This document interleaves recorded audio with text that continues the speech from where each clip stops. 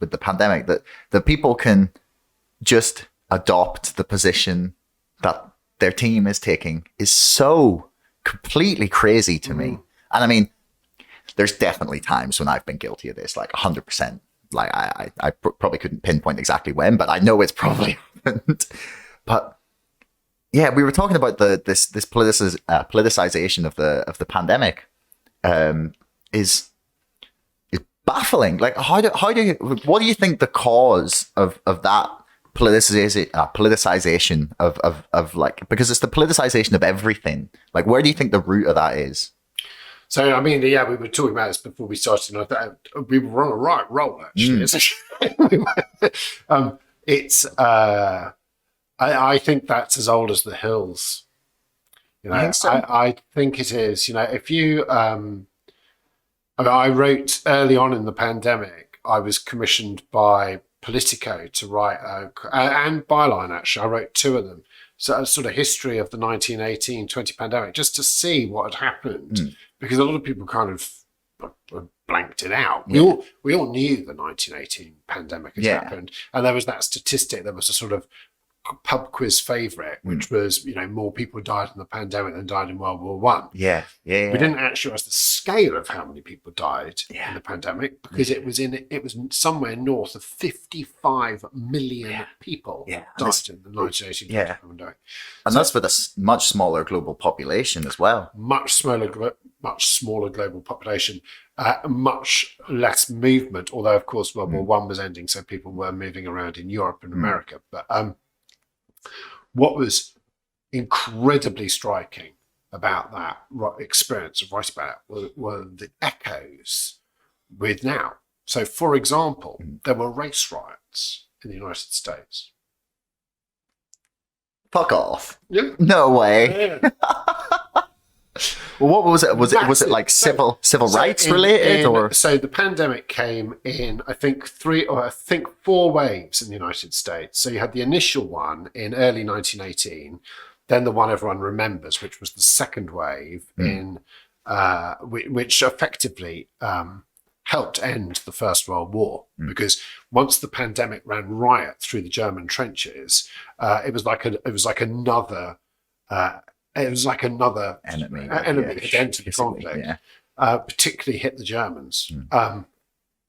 Anyway, then they went staggered into 1919, and another wave hit in the spring of 1919.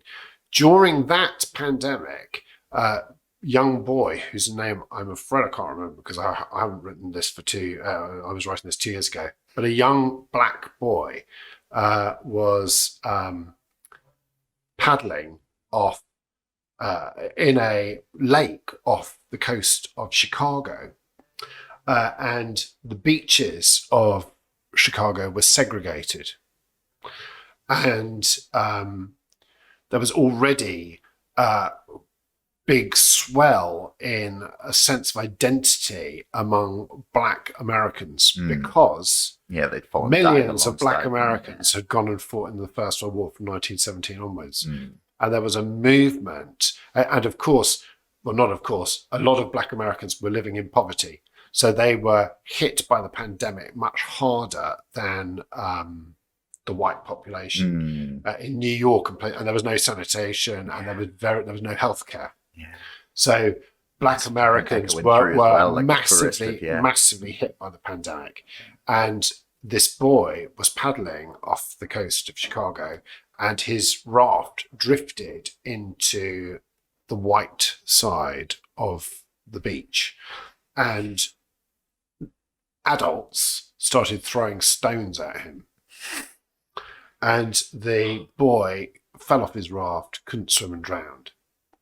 And there was a surge on the other side of the beach where the Black Americans were enjoying the spring sunshine. They surged over onto the other side. There was a fight, and the whole thing exploded. So there were riots in Chicago, there were riots in New York, and then finally there was a mass demonstration in Washington, D.C., right outside the White House, on the very patch of grass where almost 100 years later, Donald Trump would incite a mob to go and storm the Capitol. Yeah. I mean, you absolutely. I mean, crazy. you know, as Abba said, you know, the history book on the shelf is always repeating itself. You know, it is incredible, and that those riots, which have now been forgotten almost everywhere else, although not in America, those riots had a beneficial effect. They kind of spawned the early civil rights movement. And the civil rights movement kind of came out of the pandemic incredibly. Something which most people had forgotten, right? Yeah.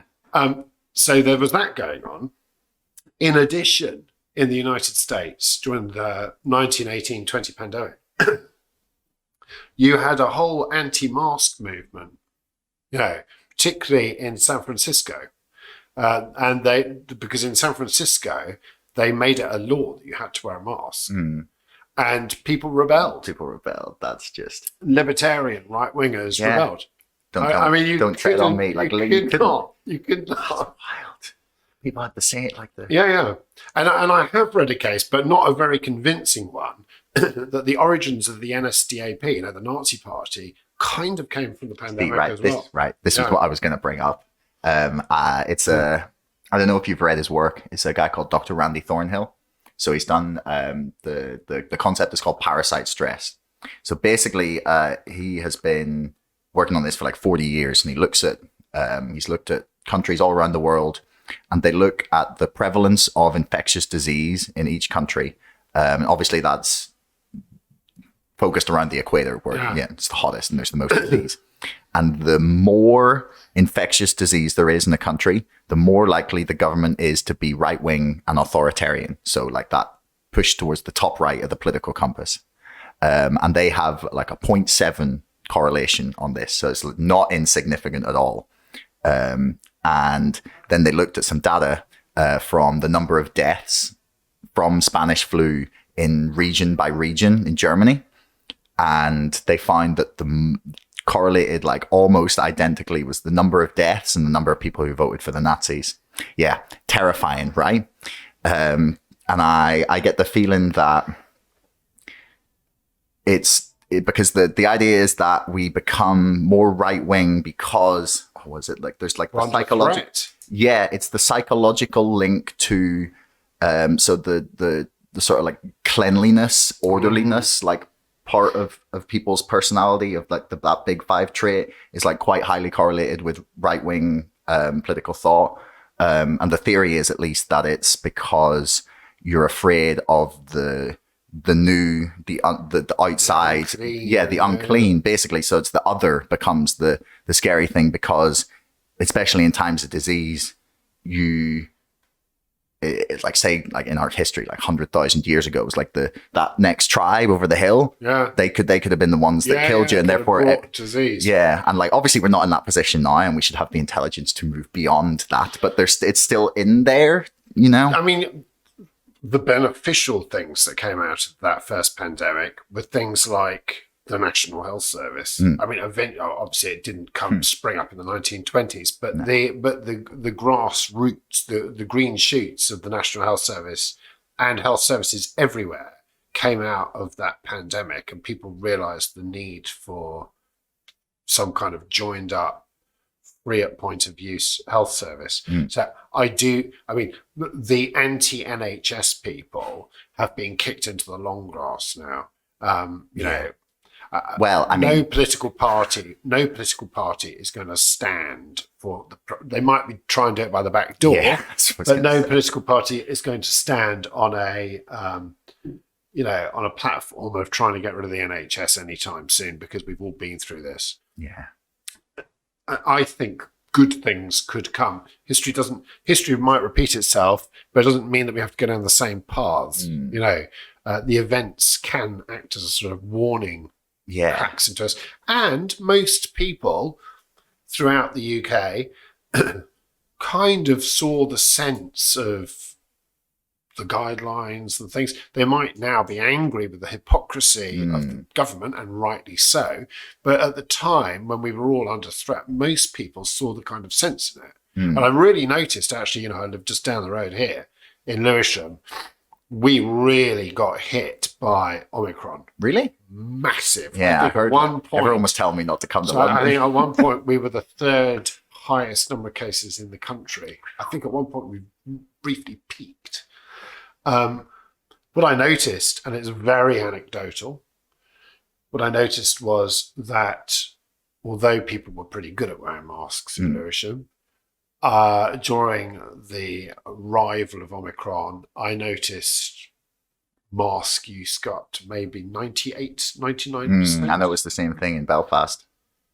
So that's because people could no longer pretend it wasn't happening because everybody knew someone who'd had it. Yeah. Yeah. Yeah. It wasn't government. It wasn't government. It's amazing. It's amazing how people's it was personal experience. It's amazing how that can be just like incredibly more powerful than and like on the other side as well. It's like someone can hear like one adverse reaction to a vaccine and then they're like immediately like no. It's like anecdotal, like people's own experiences like are far more like capable of shaping, I think, their own way of looking at things than whatever government messaging might be like battered out 100 true, like day. That's the Facebook effect, isn't it? Yeah. People will believe a friend on Facebook over almost anything else. Yeah. But I mean, that's just, I think it's probably natural. Like you're never going to get people to like not believe the people they know. Do you know what I mean? It's very easy to dismiss things when it's coming from someone that you don't know. Thanks for making it all the way to the end of the video. Don't forget to like, share, subscribe, and leave a comment for us in the comments below. Let me know what you thought and if you'd like to see more of this from the show. Thank you, and we'll see you again next time.